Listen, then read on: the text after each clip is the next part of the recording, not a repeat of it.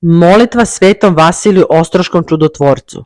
Sveti Vasilije, veliki ugodniče Božiji, pomozi svima pa i meni.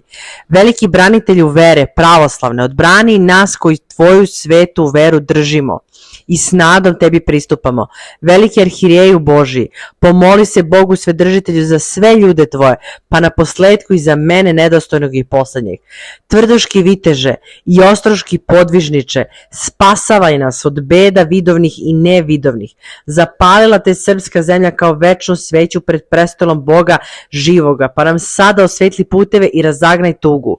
Molitvama i suzama zagrevao si hladnu pešteru ostrošku, pa zagrevaj sada Božjim duhom i srca naša, da se spasemo i proslavimo Boga Svevišnjega i tebe sveca Božjega.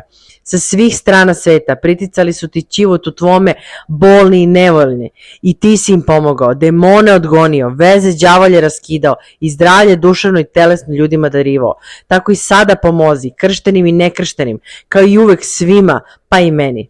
Izmiritelj si bio zavađene braće, izmiri sada sve zavađene, zabrati mi razbrađene, veseli tužne, ukroti samovoljne, isceli bolne. Sveti Vasilije, čudotvorče i oče naš duhovni, u Hristu Isusu, Gospodu našem.